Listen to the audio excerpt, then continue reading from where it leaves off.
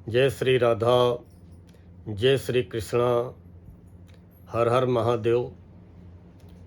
प्रिय दर्शकों, आज से श्रावण मास का प्रारंभ हो चुका है और आदिदेव महादेव भोले बाबा ही एक ऐसे देवता हैं जो कि मात्र एक लोटे से ही प्रसन्न हो जाते हैं। एक लोटा जल और भोले बाबा प्रसन्न। सच्चे भाव से सभी 12 राशि वालों सिर्फ एक लोटा जल ही भोले बाबा को नियम से अर्पित करते रहना। भावी मेट सकें त्रिपुरारी, विधि के विधान को भी अगर कोई मिटा सकता है तो हमारे आदिदेव महादेव भोले बाबा हैं। बाकी आज चर्चा करेंगे मिथुन राशि के बारे में। मिथुन राशि जैमिनी। मिथुन राशि वालों, आइए जानते हैं कि 16 जुलाई से लेकर के 31 जुलाई तक, जुलाई महीने के अंतिम 16 दिन आपकी राशि मिथुन के लिए कैसे रहने वाले हैं। इन 16 दिनों के दौरान किन ग्रहों का राशि परिवर्तन होगा, वो आपके लिए शुभ होगा कि अशुभ होगा, और कौन से ग्रह आपके अनुकूल स्थिति में चल रहे हैं। 16 जुलाई से 31 जुलाई तक कौन सी ऐसी तारीखें होंगी जिसमें आपको थोड़ा सा सावधान व सतर्क रहना है। किसी भी प्रकार की जल्दबाजी या किसी बड़े निर्णय से बचना है। सबसे पहले ग्रह स्थितियों में ग्रहों के राजा सूर्य की बात करेंगे। सूर्य आपकी चंद्र कुंडली में तीसरे घर के स्वामी हैं। तीसरा घर होता है साहस पराक्रम का, मित्रों का, भाइयों बहनों का। और सूर्य कर्क राशि में आपकी राशि से दूसरे घर में विराजमान रहेंगे। दूसरा घर धन का होता है, वाणी का होता है, कुटुंब परिवार का होता है, छोटी मोटी यात्राओं का भी होता है। अब दूसरे घर में गोचर में सूर्य अच्छे नहीं माने जाते हैं। वैसे तो मित्र राशि में रहेंगे, लेकिन फिर भी धन जमा करने की स्थिति को लेकर के मन असंतुष्ट रहेगा। सुख में कमी महसूस कर सकते हैं। नेत्रों में कष्ट, सिर में दर्द भी महसूस कर सकते हैं। और बुरे लोगों से मुलाकात हो सकती है। आपको पथभ्रष्ट करने वाले, आपको धोखा देने वाले या चिकनी चुपड़ी बात करके आपसे अपना उल्लू सीधा करने वाले, ऐसे लोग अधिक टकरा सकते हैं, ज़्यादा टकरा सकते हैं। सावधान रहें, सतर्क रहें और नित्य सूर्य देव को एक लोटा जल अवश्य अर्पित करते रहें। मंगल की बात करेंगे। मंगल आपकी चंद्र कुंडली में आय व लाभ के स्वामी हैं और छठे घर के रोग ऋण शत्रुओं के स्वामी हैं। मंगल की स्थिति 28 जुलाई तक बहुत अच्छी है, क्योंकि मंगल आपकी राशि से तीसरे घर में सिंह राशि में विराजमान है।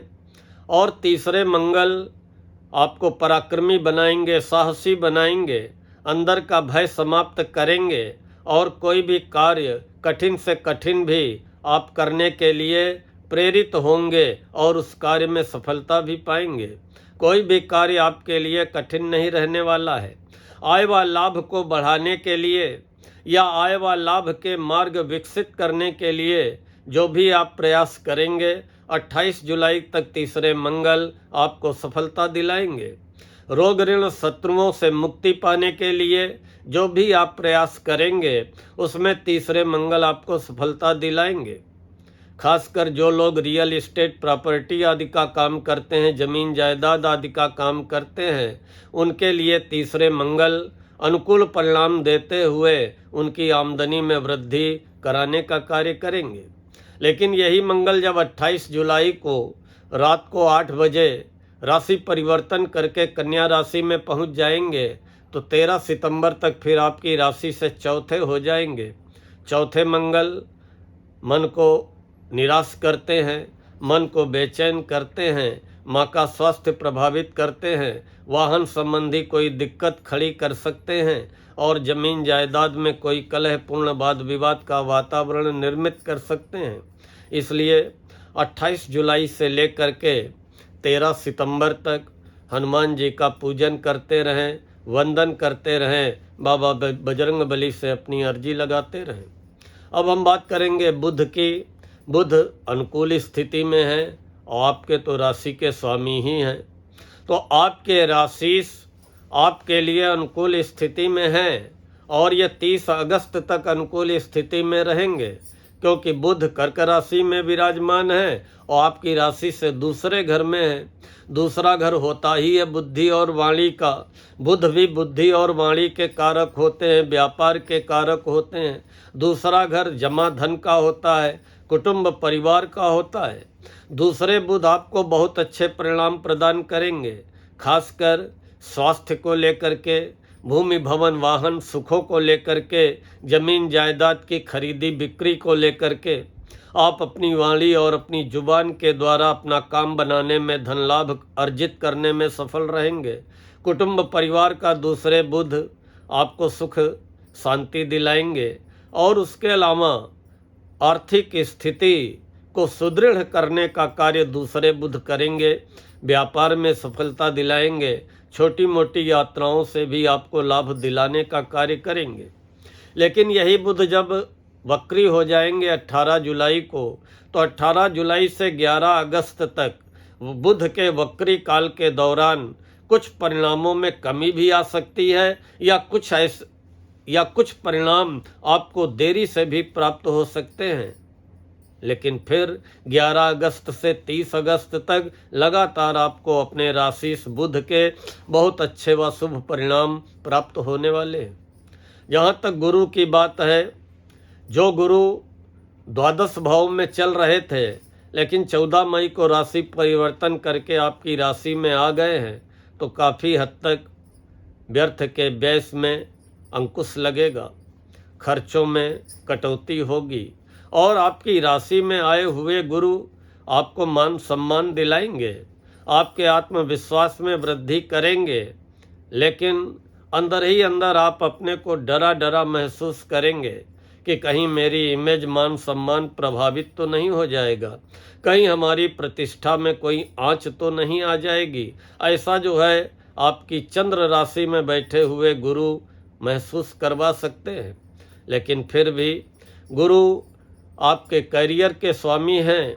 निश्चित ही करियर को लेकर के जो भी आप प्रयास करेंगे उसमें गुरु आपको सफलता दिलाएंगे, क्योंकि आपकी राशि में बैठे हुए गुरु ज्ञान है और आपकी राशि बुद्धि है।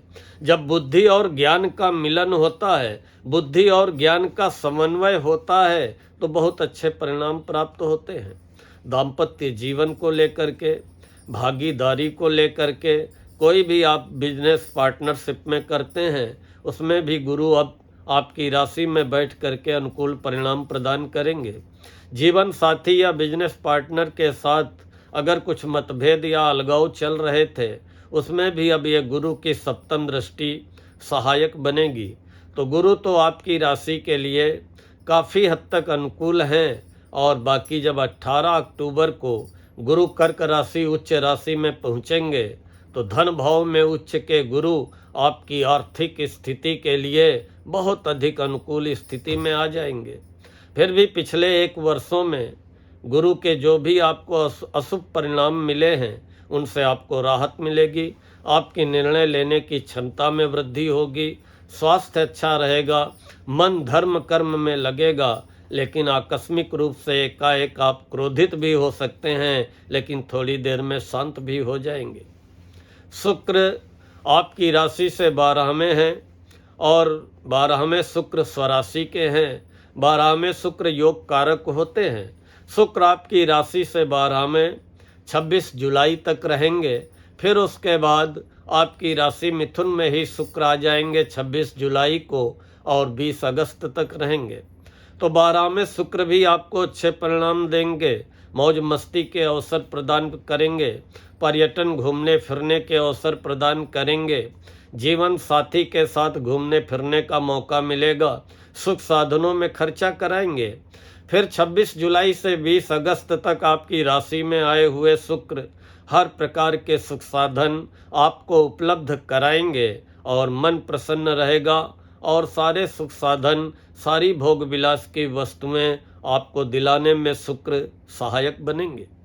जहाँ तक शनि की बात है, शनि मीन राशि में आपकी राशि से 10वें हैं। 10वां घर आपके नौकरी का, व्यापार व्यवसाय का, कार्य क्षेत्र का होता है।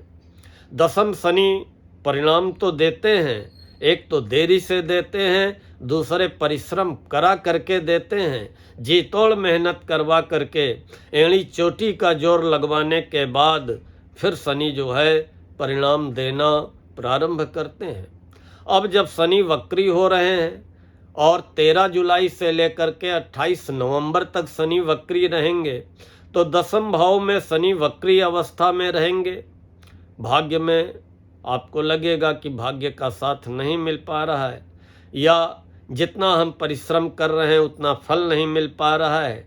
कार्य क्षेत्र में, नौकरी में सहकर्मियों से सावधान रहें, अपने व्यवहार को लेकर के सावधान रहें, अपनी जुबान को लेकर के सावधान रहें और अधिकारियों से उलझने का प्रयास न करें। कभी भी किसी भी समय नौकरी में साजिश या षड्यंत्र आपके खिलाफ हो सकती है। सावधान रहें, सतर्क रहें, रिजर्व रहें। और जो व्यापारी हैं वो अपने व्यापार की हर गतिविधि पे पैनी नज़र रखें, हर कर्मचारी की गतिविधि पे पैनी नज़र रखें। कोई भी निर्णय जल्दबाजी में न लें, कोई भी डीलिंग जल्दबाजी में न करें। 28 नवंबर तक सावधान व सतर्क रहते हुए हर शनिवार को सुबह पीपल में जल चढ़ाते रहें, शाम को दीपक जलाते रहें, हनुमान मंदिर जाते रहें। राहु आपकी राशि से 9वें भाव में रहेंगे, कुंभ राशि में। आकस्मिक रूप से आपका भाग्योदय कराएंगे। कभी कभी तो मन धर्म कर्म में लगेगा और कभी कभी मन में ये बातें राहु पैदा करेंगे कि अरे हटाओ, ये सब बेकार है, ढकोसला है। अर्थात आपको गलत कार्यों की ओर प्रेरित करेंगे। शॉर्टकट रूप से एकदम से आप भाग्य को चमकाना चाहेंगे और फिर जब नहीं चमका पाएंगे तो राहु मन को बेचैन करेंगे। लेकिन फिर भी अगर आप धैर्य का परिचय देंगे और धनी बनने के लिए कोई शॉर्टकट या अनैतिक रास्ता नहीं अपनाएंगे, तो निश्चित ही आने वाले 1.5 वर्षों में राहु अकल्पनीय रूप से आपका भाग्योदय कराने का कार्य करेंगे। केतु आपकी राशि से 3रे घर में सिंह राशि में हैं तो शत्रु राशि में विरोधियों का भय मन में पैदा करेंगे, लेकिन विरोधियों पे विजय भी दिलाने का कार्य करेंगे।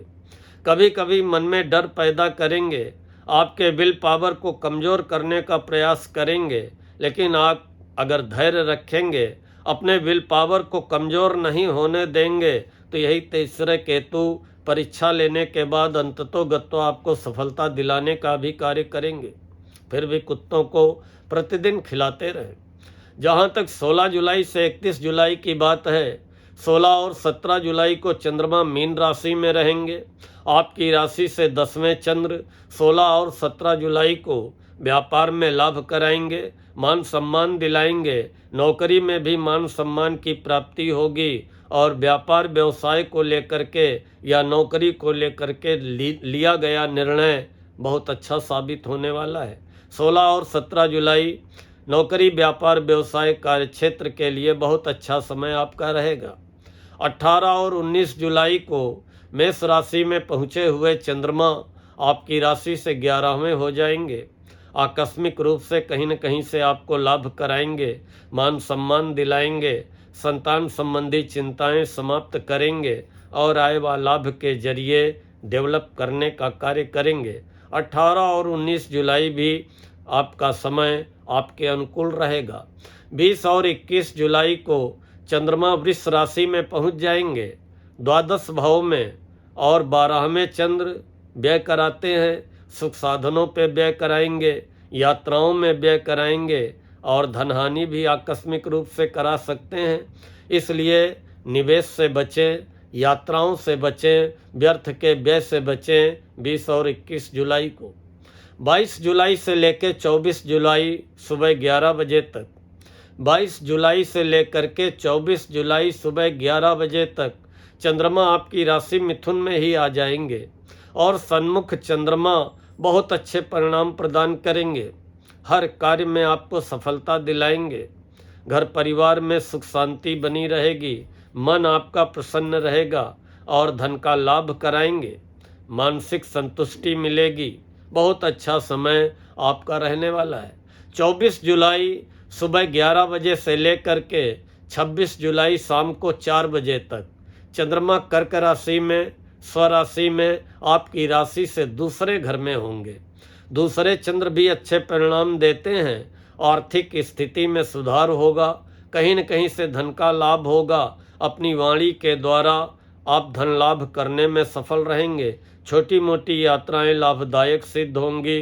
घर परिवार में सुख शांति का वातावरण बना रहेगा। 26 जुलाई शाम को 4 बजे से लेकर के 28 जुलाई तक चंद्रमा सिंह राशि में रहते हुए आपकी राशि से तीसरे घर में रहेंगे। तीसरे चंद्र भी बहुत अच्छे परिणाम प्रदान करते हैं। साहस पराक्रम में वृद्धि करेंगे और जो भी आप प्रयत्न करेंगे किसी भी काम को पूरा करने के लिए, उसमें आपको सफलता मिलेगी। मित्रों का सहयोग मिलेगा, भाग्य का साथ मिलेगा।